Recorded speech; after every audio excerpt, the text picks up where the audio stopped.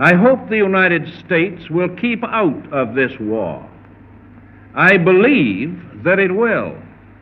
And I give you assurance and reassurance that every effort of your government will be directed toward that end, as long as it remains within my power to prevent, there will be no blackout of peace in the United States.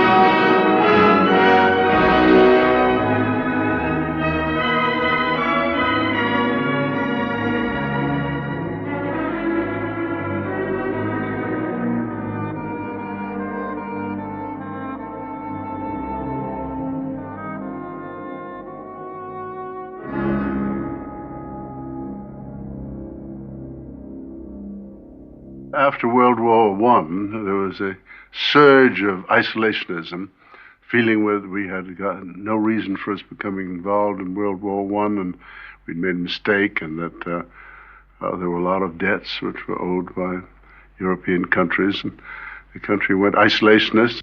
I haven't the slightest idea of European affairs. Let Europe fight her own battle. Another war, not for me. This time America should keep out, and I know I will. If war breaks out in Europe, I think that this country should heed the advice of its first president and avoid all foreign entanglements. In early 1940, Britain's ambassador in Washington reported that 9 out of 10 Americans were determined to keep America out of the war. A few, like the American Nazi Party, were even determined that America should aid Britain's enemies. Jewish Moscow directed domination.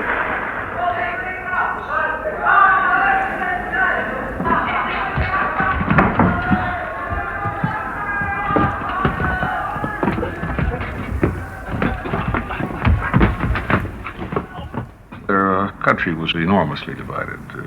There was the America First movement, which was advocating isolationism.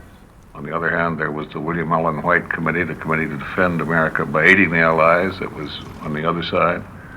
We had these curious voices such as Charles Lindbergh's and so on, which were the voices of isolationism. In the past, we have built with a Europe dominated by England and France. In the future, we may have to deal with a Europe dominated by Germany. If we desire to keep... Charles Lindbergh, thanks to his extraordinary exploit, was a very popular figure. He was almost a folk hero, and so he would have influence. I suppose that celebrities of all characters do have influence, otherwise they wouldn't be endorsing products all the time.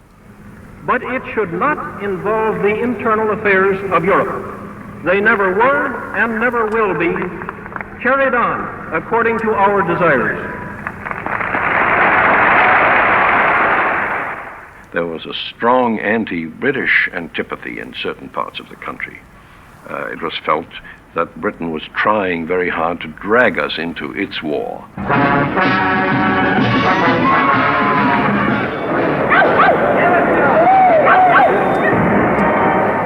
1940 was presidential election year in the United States, and Roosevelt's main concern that summer was to get himself re-elected. Ladies and gentlemen, the 22nd Convention of the Republican Party will now come to order. Even as we meet, lights are going out in Europe. Blackouts of dictators take the place of lighthouses of free men. Ours is the grave responsibility to preserve the lighthouses of liberty.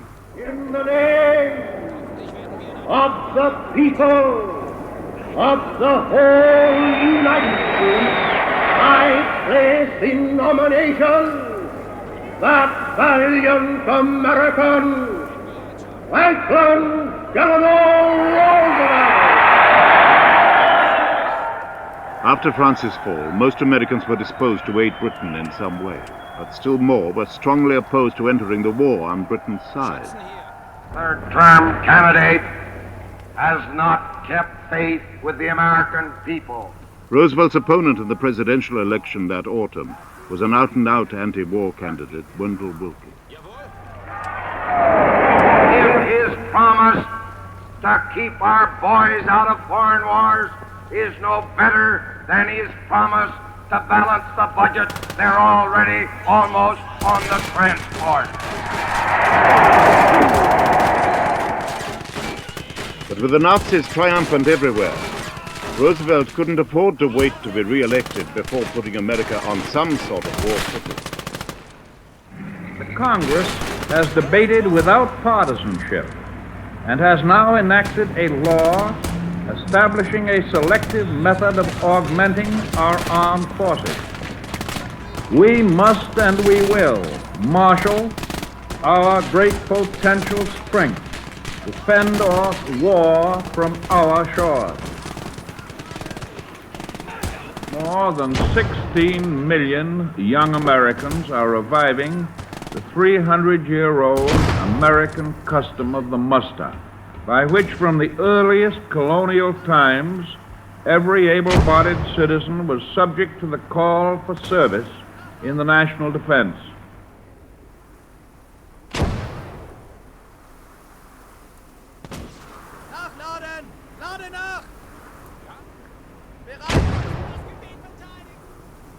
The first number drawn by the Secretary of War is serial number 158.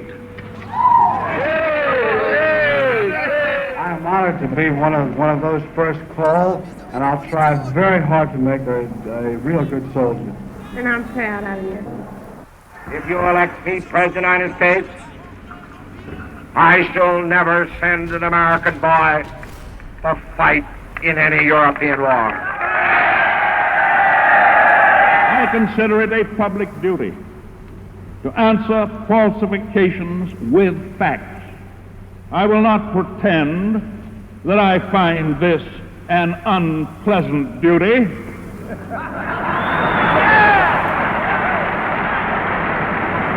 I am an old campaigner, and I love a good fight.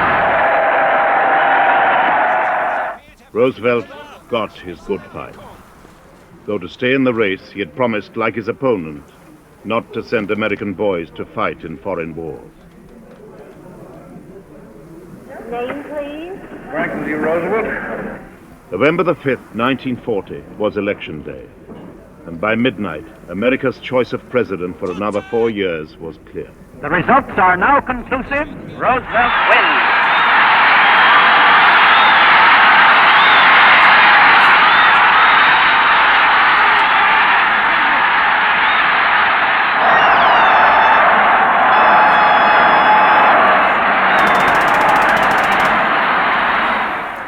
Now re-elected, Roosevelt felt he had a mandate to give Britain all aid short of war. But he could only move slowly, for America was still deeply divided. Many of the war measures, such as steps to give aid to Britain at the time when England was standing alone and was beleaguered, many just squeaked by in Congress. Even a program of armament, of preparedness, was military preparedness, got through Congress on very, very close votes. One vote margins in a total of 400 votes. An extraordinary piece of legislation, which was Lend-Lease, was proposed in December of 1940, but became law in March of 41. And under that, the President did everything he possibly could to give aid to Britain. Now, my instructions, when I went over to represent him, were very simple, very brief. They were to contact the British government to find out what we could do to help Britain short of war.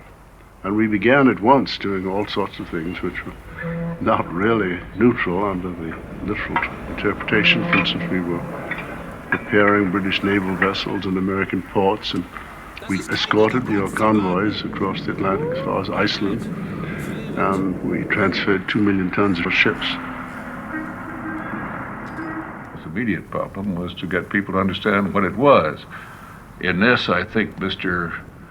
Roosevelt's very simple analogy of lending your neighbor a fire hose when there's a fire was the most persuasive kind of simple illustration. The people of Europe who are defending themselves do not ask us to do their fighting.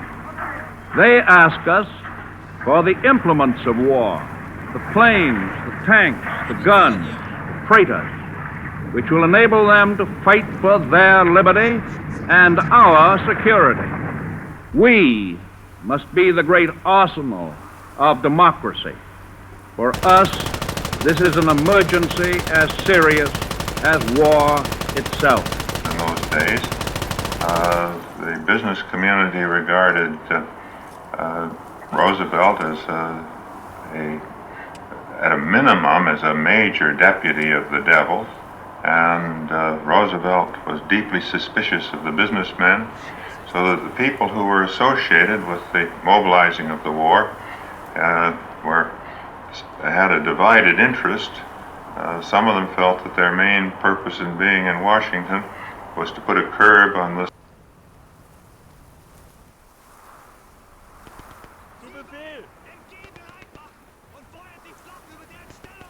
socialist excesses of the New Deal. Some of them were uneasy about being there. They had something of the feeling of people who were playing in an orchestra in a brothel. And there was also a great unwillingness. We hear now about the military-industrial complex. In those days, there was a great unwillingness to convert from civilian industry. There was a feeling that war production would be a very unprofitable business. We would lose markets for automobiles, for tires, for chemicals, and so forth. There was a problem with some of the unions up until June of 1941. Until Russia was in the war, and in the days of the Molotov-Ribbentrop Pact, there was foot dragging on the part of some of the union leaders. And there were strikes. 4 times as many workers were on strike in 1941 as in the year before. That spring, nearly 500,000 coal miners struck for almost a month, while on the West Coast, a walkout that summer of North American aviation delayed deliveries of planes to Britain for several weeks. It took troops to get production moving again.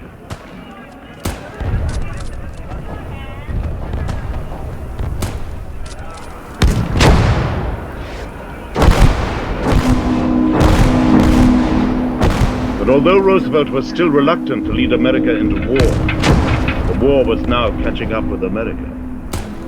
June the 11th, 1941, an American freighter, the Robin Moore, was sunk by a U-boat. Roosevelt used this as a pretext for occupying Iceland and relieving the British garrisons there. September the 4th, the U.S. destroyer Greer was attacked by a U-boat near Iceland. Roosevelt now told his Navy to shoot on sight. October the 16th, the U.S. destroyer Kearney was struck by a German torpedo while escorting a convoy in mid-Atlantic, and 11 of her crew were killed. Roosevelt used this incident to push through Congress the repeal of the Neutrality Act. We have wished to avoid shooting, but the shooting has started, and history has recorded who fired the first shot. In the long run, however, all that will matter is who fired the last shot. The repeal of our Neutrality Act will be the last step on the road to war. If we load our ships with contraband of war and send them into combat zones, they will most certainly be sunk. And that means war. A war which, in the opinion of many of us, although designed to save democracy abroad, will surely destroy it at home right here in America. On October the 30th, the U.S. destroyer Reuben James was sunk with the loss of 115 lives. Officers and all hands forward had perished. Myself and 45 men were all who was alive. But despite pressure from Churchill, who dearly wanted America in the war, Roosevelt now did nothing. It was becoming clear it would take much more than the drowning of 100 or so American seamen to bring America into the war. There was even sentiment, I remember this being expressed to the effect that England would fight to the last American. There were steps that were developing, gradual steps to be sure, somewhat comparable to the steps that took place in World War I. You know, one incident after another. I remember the torpedoed Sussex got us excited, and then there was the Lusitania episode. In the same way, I think that with the moves that Mr. Roosevelt were making, the cash and carry program that he had, the protection of the convoys, the destroyer deal, one thing and another was occurring that would be apt to produce, I think, an incident that would set the war off. The incident, when it came, was massive, and it came in an unexpected place, Pearl Harbor. All Army and Navy bases on the island of Oahu in Hawaii are now under air attack. For the latest news, keep tuned to this station. I found that my superior, who was in charge of all of the civilian operations of the war, was away. So I was then sent on to the great meeting of the wartime leaders that convened in Washington on the night of Pearl Harbor. I remember my sense of mission in going into that meeting. We had also seen the war coming. Here was the day, and here was the hour, and here was I attending the meeting with the other great men. We got to the meeting, and the other great men, myself included, were one hell of a disappointment, because nobody could think of anything to say or do. And it seemed like a good idea to see what materials were threatened by the Japanese advance. Everybody was coming in during the course of this, some in sport jackets, some in tennis shoes, and it became terribly evident that nobody had any real information as to where these strategic commodities came from. And eventually the whole discussion bogged down, I remember, on the question of kapok. Kapok, everybody thought was strategic. It was clearly listed as a strategic material. It evidently came from that part of the world, and nobody could think, for God's sake, what the stuff was used for.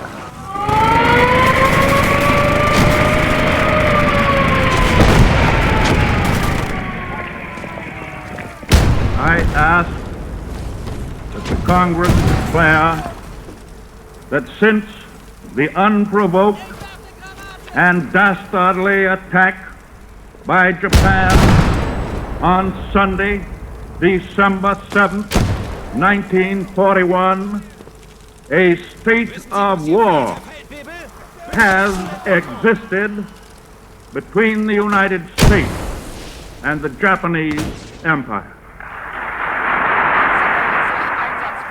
Even now, Roosevelt couldn't bring himself to ask that the United States declare war on Germany, although Britain had already allied herself with the US against Japan. But Hitler decided for him.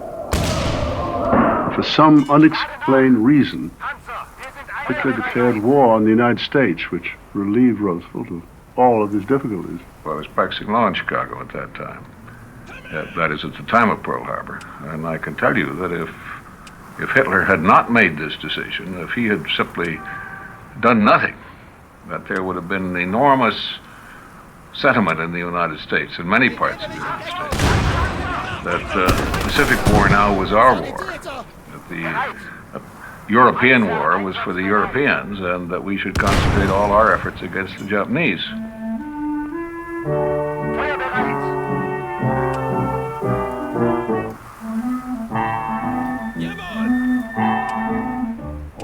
Give me land, lots of land under starry skies above. Don't fence me in. Let me ride through the wide open country that I love.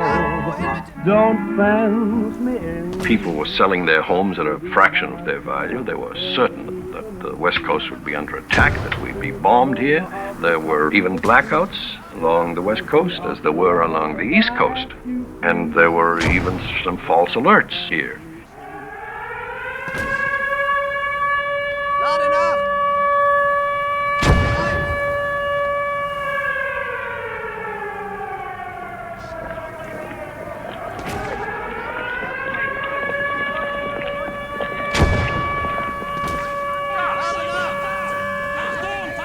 Not everybody took these precautions seriously.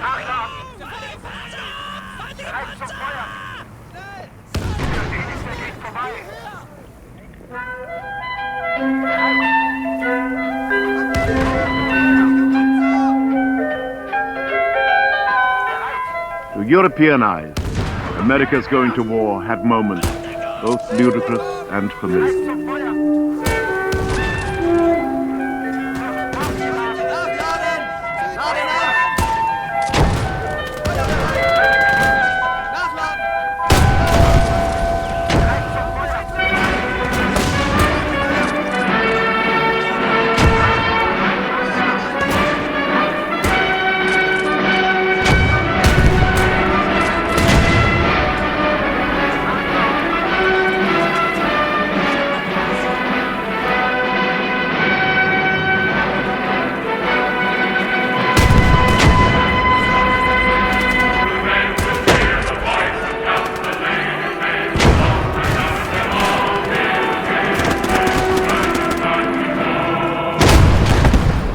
Among us are those we call aliens. We must remember that our parents, or our grandparents, or our great-grandparents all were aliens in their day. If you believe you have knowledge of any improper activity of any alien, you should report the fact to the nearest FBI office. Don't try to be the law yourself. There was a tremendous change being that we were the same individuals prior to December 7th. December 8th, when we went to school, many of our classmates and friends called us dirty Japs, teased us, harassed us, and our so-called friends were no longer friends. In the First World War, as you know, the Germans were hated thoroughly, and there was no great deal of discrimination and comparison with Germans. In the Second World War, they were at war with three different nationalities: the Italians, the Germans, and the Japanese. And I remember that, Thomas Mann and Bruno Walters spoke up for the Germans and said they couldn't be removed because they were considered to be the last despair, having fled Nazi Germany, to be again put into a concentration camp. And Joe DiMaggio's mother spoke up, and that was a very moving effect in San Francisco, I remember. But the Japanese had really nobody.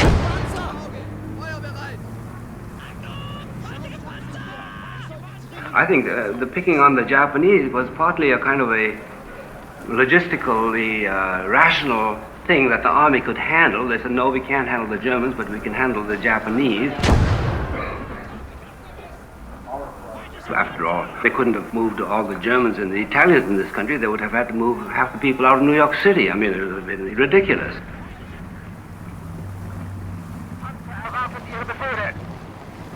These people had always been rather unpopular because they competed with the American farmers in truck gardening and things of that kind, and worked very much harder and cultivated their land very much more efficiently.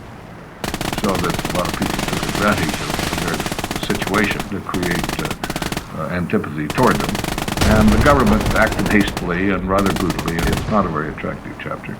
More than 100,000 Japanese Americans were interned en masse, mostly those on the West Coast, whereas the 600,000 German and Italian Americans were treated individually. Although we had heard rumors of an evacuation, we didn't realize that it was going to indeed take place. We were told that we could only take what we could carry. Evacuees had three choices. They either had to sell their property, abandon it, or store it. And in many cases, because of the uncertainty of the situation, many people just disposed of their property as best as they could. We were then put on buses and taken to assembly centers. From the assembly centers, we lived in horse stalls or in quickly made tar paper barracks. The mental anguish that my mother went through, having 4 of her sons in the service of the United States government and having her husband labeled a dangerous enemy alien.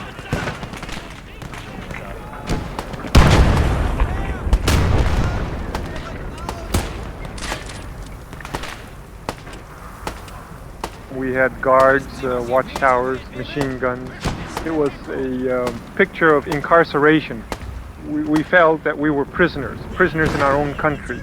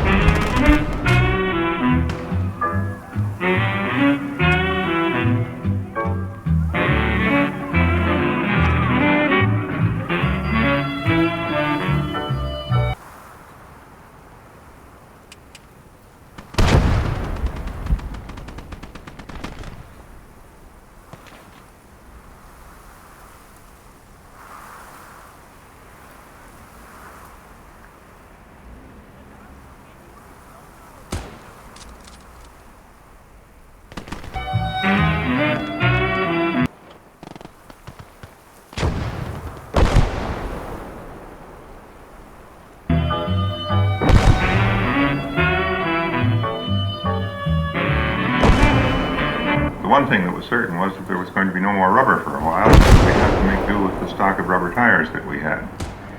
And it wasn't in the authority of our agency to stop the sale of rubber tires, so we drew up an order anyway.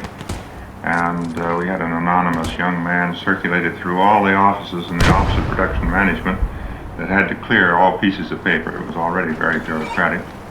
Walked in, says, here's the rubber, here's the tire order, sir. Everybody signed it.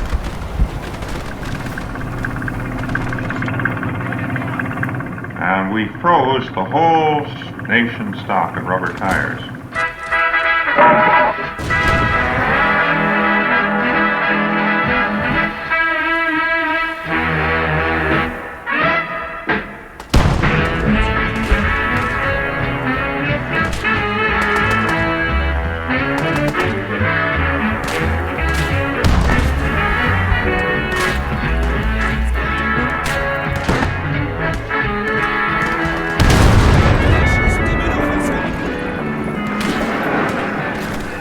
Everybody got work. This was very much appreciated after the long, deep depression of the 1930s. You might have thought that inflation would have been the major problem, because in most countries, in most wars, it's always been a major problem. But very early, we mobilized, we put in rationing, and although there was a small amount of grumbling, it's amazing how well the rationing system worked. I think there was a tendency to accept shortages, and with one exception. People were very resistant to gasoline rationing. Clothing shortages, food shortages, coffee, sugar, people would accept. But there was no form of rascality, chicanery, thievery, larceny that people wouldn't engage in to get extra gasoline. I think the thing that they most resented was the extreme youth of many of us who were doing it.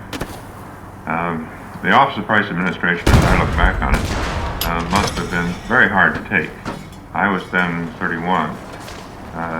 David Ginsburg, my immediate associate and general counsel, was 29. And most everybody else was younger than we were, including Richard Nixon, who was one of the more obscure employees of the agency. There's a famous wartime picture of Sewell Avery, a great tycoon of the last age, who was the head of Montgomery Ward and who had brought it out of the Depression, being carried out of his office by 2 American soldiers in uniform because he wouldn't comply with the War Labor Board. Our war program for the coming fiscal year will cost $56 billion. That means taxes and bonds, and bonds and taxes. And we have a squeal with each orchid, ladies and gentlemen. Yeah, I'm new at this, Joe? You get your orchid? Yeah.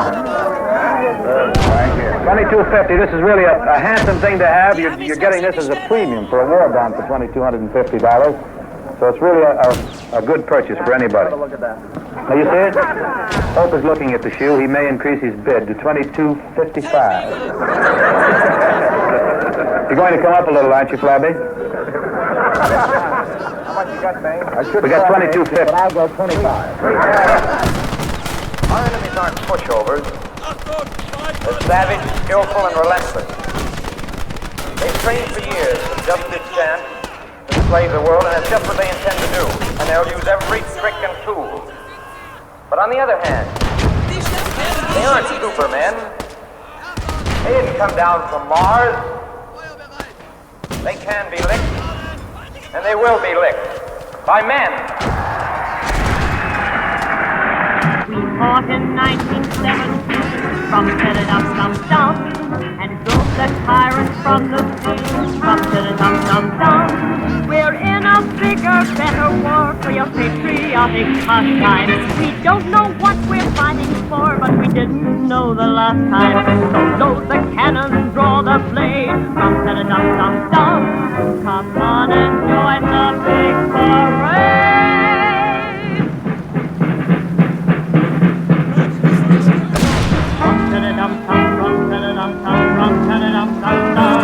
Let the drums roll out, let the trumpet call, while the people shout, strike up the land. It was airplanes in the hands of a treacherous foe that brought my husband to his death. And if I can qualify as an airplane worker at Vega, and with my hands help to keep him flying, I will feel that I am carrying on for him. Hear cymbals ring, calling one and all to the martial swing. Strike up the band. There is work to be done, to be done. There's a war to be won, to be won. Come, you son of a gun, take your stand.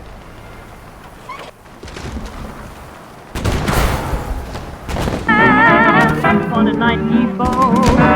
Come along, let's go. Hey, leader, strike up the band. We are doing our share, but we're going to do infinitely more than we have done. We have in our town today 2 mothers, each of whom has given 2 sons already. And as I said before, we'll give our sons, we'll give our lives. But by the help and grace of God, we will not give up a free America or our democratic way of life. Strike up the band. Yankee do-do-do-do-do. We'll come through do-do-do-do. For the red, white, blue-do-do. Lend a hand. The flag unfurled. We can lick the world. Hey, leader, strike up.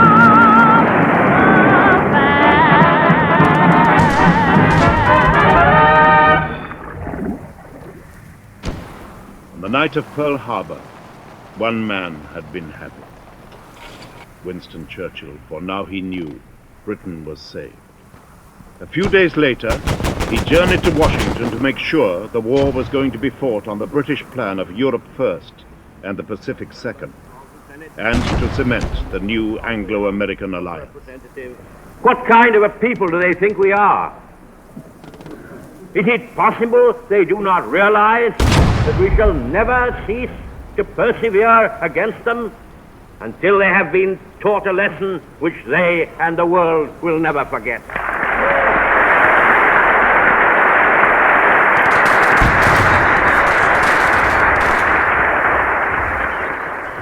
Time, Churchill knew, was on the Allies' side. With America's industrial might behind them, they could not lose. Good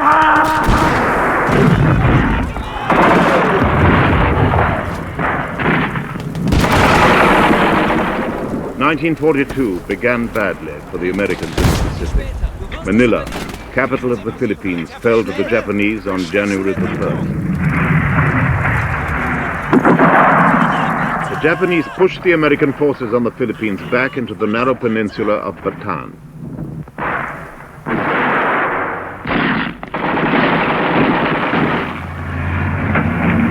The American plan was to hold out there for 6 months or so until reinforcements came. But the reinforcements never did come, and nor had Bataan been really prepared for a siege.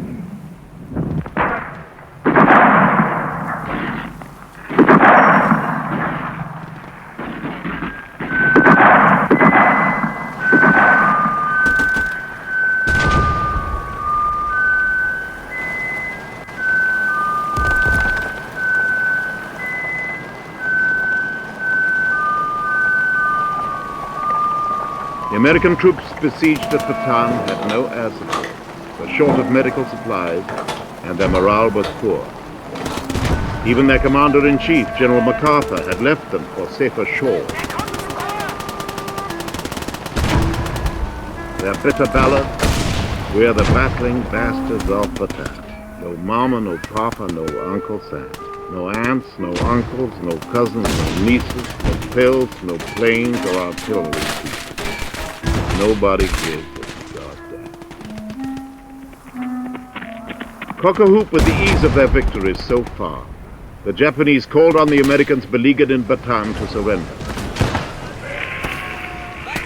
The voice of the Philippines is calling the attention of everyone, everywhere.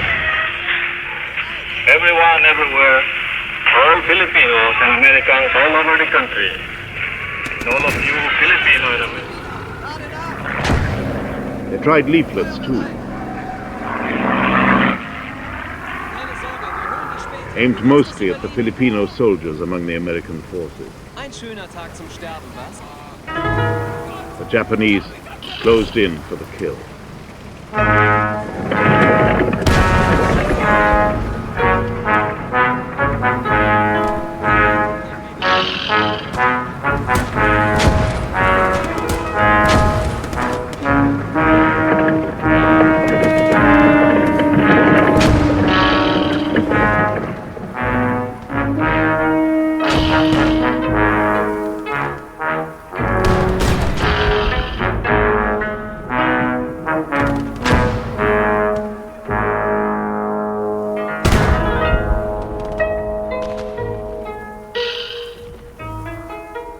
In early May 1942, the American commander in the Philippines, General Wainwright, bowed to the inevitable and surrendered the remainder of his forces.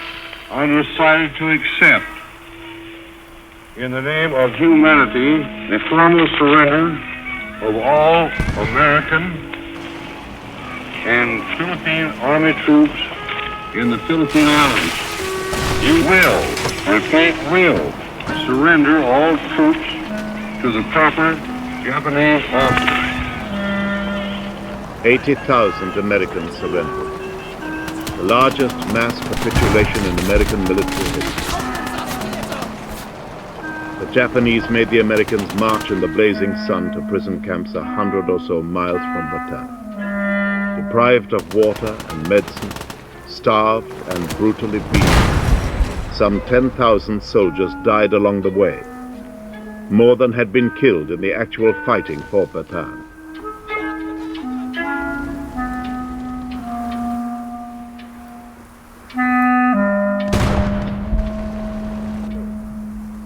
By that spring of 1942, the Japanese conquests were at their peak.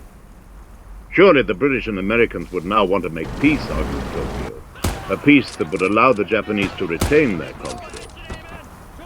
But already, bold steps were being taken to strike back at the Japanese, here in the heart of their empire, Tokyo. I was on this cruiser called the Northampton, and we were several days out at sea when we saw the Hornet coming up. And the Hornet had very unusual planes on deck. You could see them from a long way. They were large, land-based planes, B-25s. We had only one real worry. That would have been a dead calm. Under those conditions, taking off the carrier deck with the heavy loads that we had would have been, at best, precarious. The worst thing that we thought might happen would be a completely alerted Japan waiting for us. What did happen was that the morning, just before takeoff, we encountered 2 Japanese fishing boats. They spotted our task force, sent a message to the mainland, but unfortunately for the Japanese, were sunk before they could repeat the message.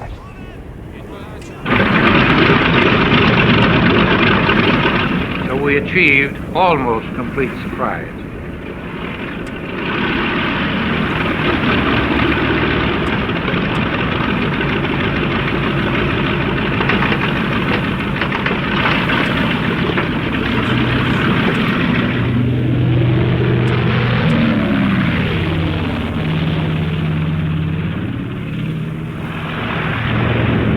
Actual amount of damage done was minimal. We were 16 airplanes, each with 1 ton of bomb. In the later stages of World War II, the 20th Air Force under LeMay was sending out 500 airplanes, each with 10 tons of bombs. So we dropped 16 against a later rate of 5,000. So the damage was not at all great. However, it did have some advantages. One, we had had nothing but bad news at home. So it was the first good news our folks got, and it was appreciated as good news. It caused the Japanese to question their warlords who had informed them that Japan would never be attacked. The Doolittle raid stung Japan's leaders and made them careless. Ever since Pearl Harbor, Japan's Navy had been looking for a decisive battle with America's Navy. A battle that would decide once and for all mastery of the Pacific.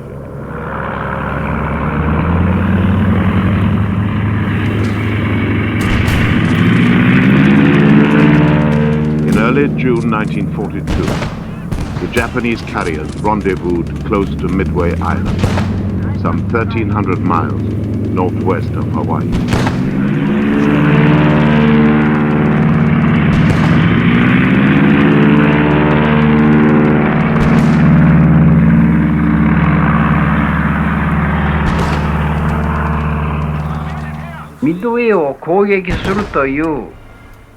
We had ceased to be as wary as before. The Americans knew in advance that we would attack Midway. They were waiting for us, and we walked into their trap.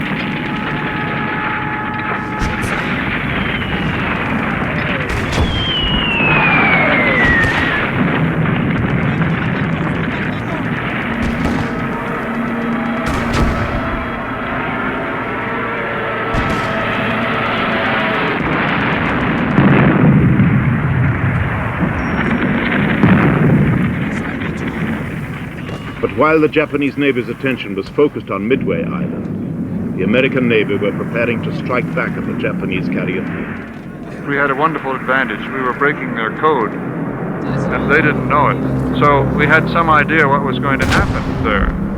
We were on the scene with the carrier force in the right spot to meet them.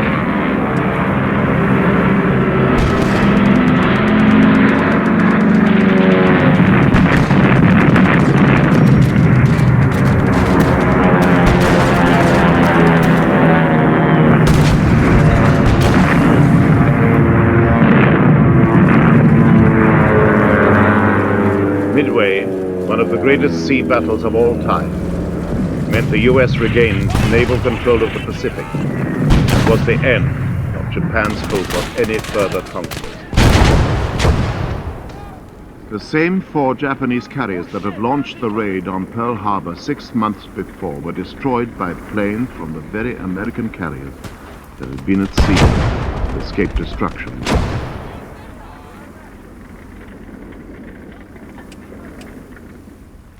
The Battle of Midway doomed Japan.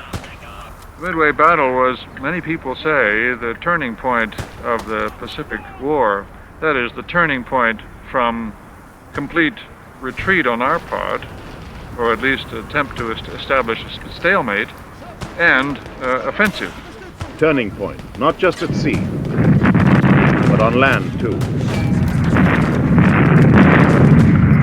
The island of Guadalcanal in the Solomons, the southernmost limit of the Japanese conquests.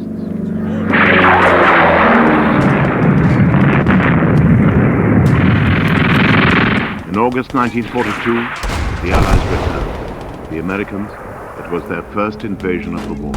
We had such a tiny fraction of America's force and money resources and manpower resources. 90% went to Europe. We had such a tiny little thread of existence down there. It was our first offensive in the Pacific, and we went in with only one division.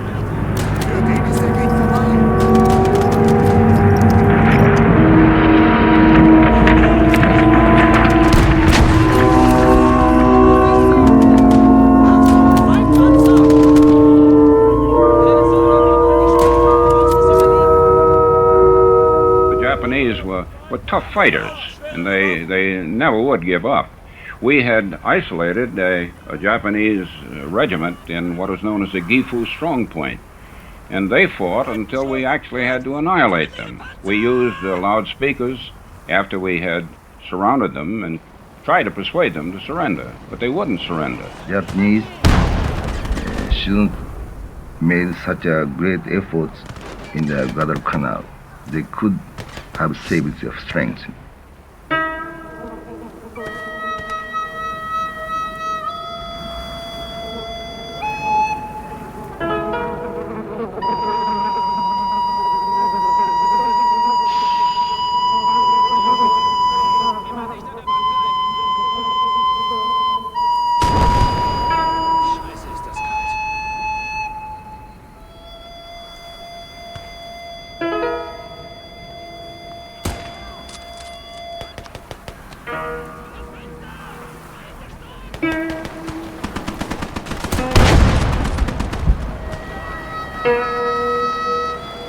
Long last, the tide had turned for the Allies in the Pacific, but it was still as yet only a sideshow.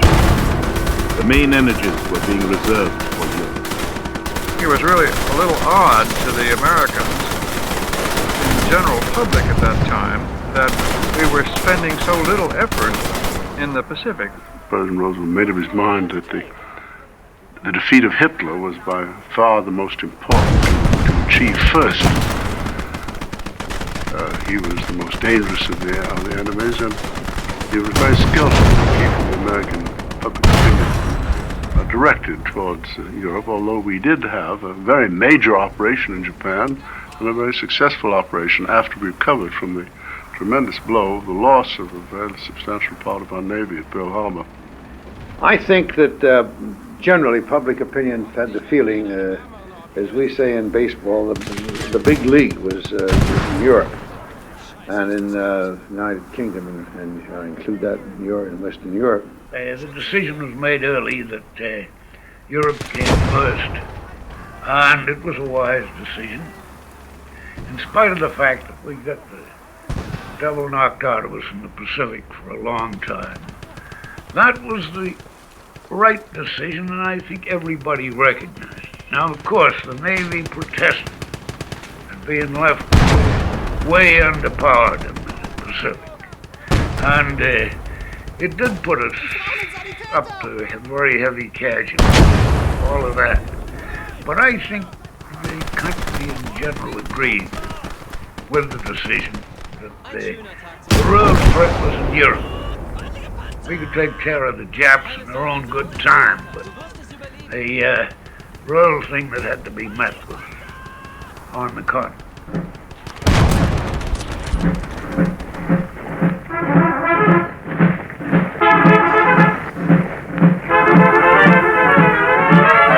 This is the Army, Mr. Joe.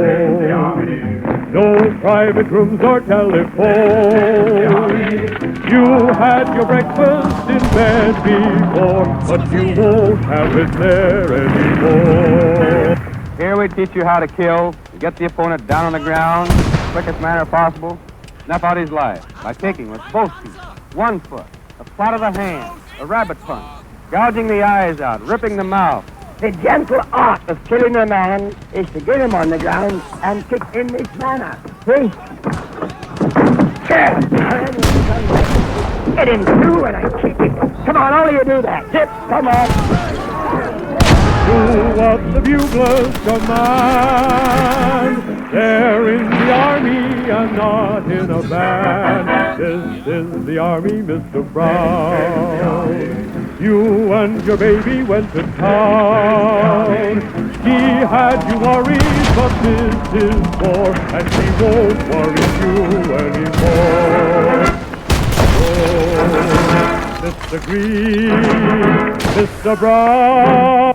Mr.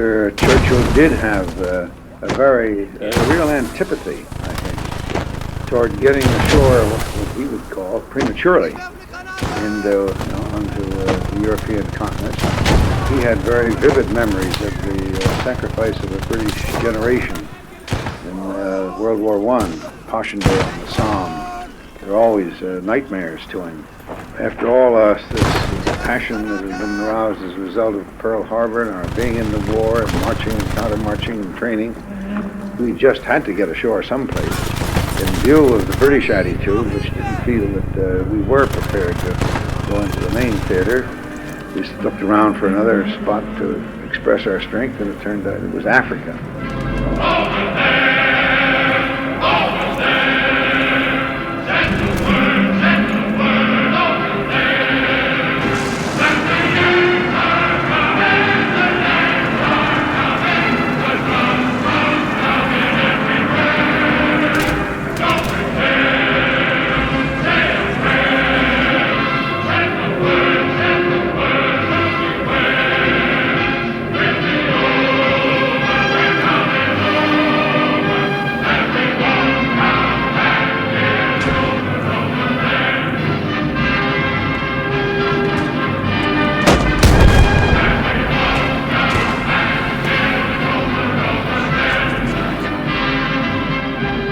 November 1942.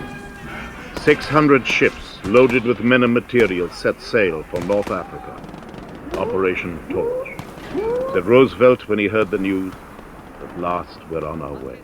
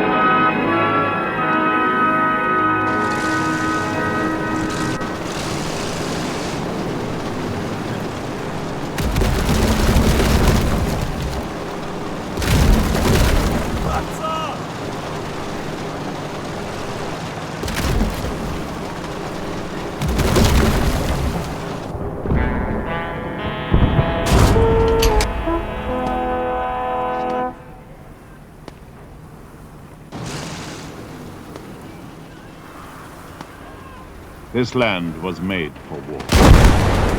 As glass resists the bite of vitriol, so this hard and calcined earth rejects the battle's hot, corrosive impact.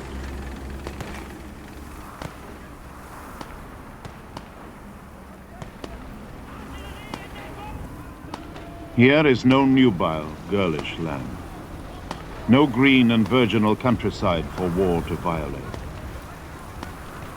This land is hard, inviolable.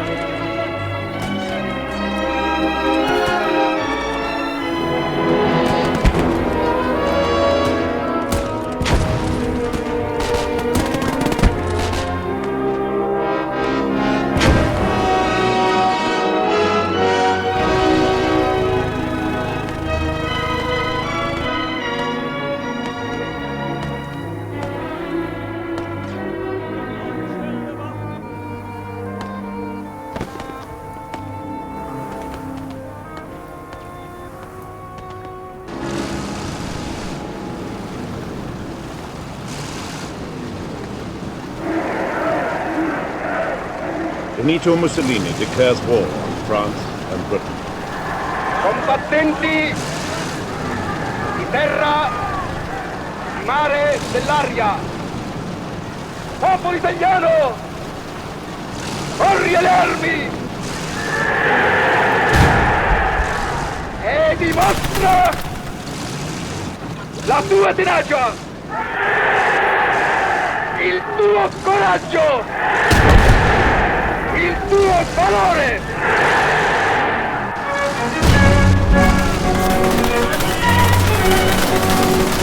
Like some latter-day Roman consul, Mussolini longed for an African empire. Already he had massacred the Abyssinians and subjugated the Libyans. Now he wanted more.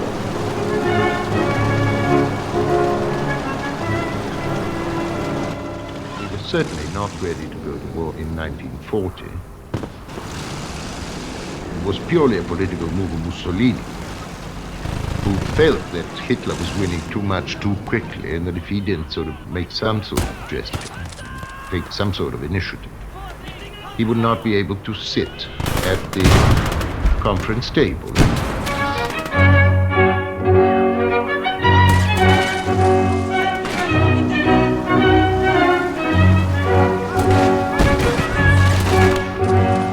Mussolini's eyes were on Egypt.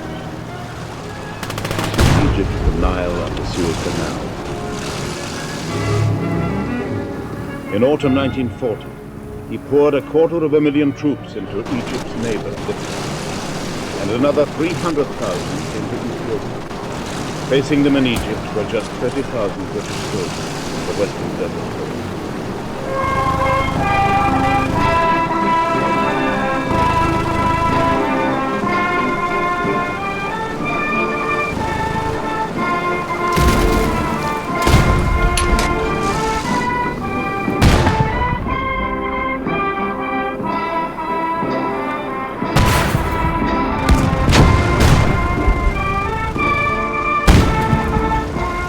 September the 13th, 1940, when the battle for Britain was at its height, Mussolini's men set out to conquer Egypt.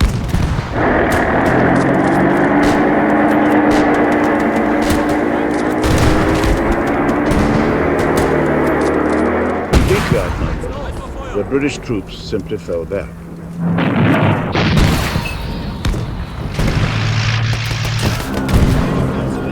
After 4 days, Mussolini's men were to reach Sidi Barrani, 60 miles inside Egypt. There they would stop, still 300 miles short. Looking back now, it seems an extraordinary how we moved into Egypt by sending out these enormous columns, not very well protected because we didn't have them. And then each one of them settling down in a sort of fortified camp.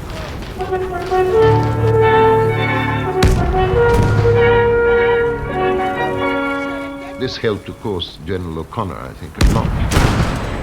General O'Connor, the British commander, had used the Pole to plan a counterattack. The Italians had a series of these fortified perimeter camps, and we decided that as they were so far apart, they would be unable to support each other, and we moved our troops round to attack them from the rear, the way that their rations would come.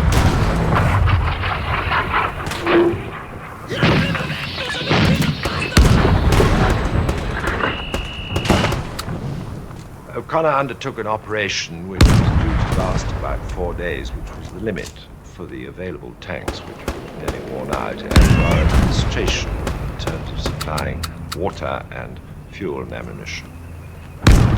He achieved complete surprise, got behind the Italian positions at Sidi Barani, and in the morning the Italian resistance collapsed.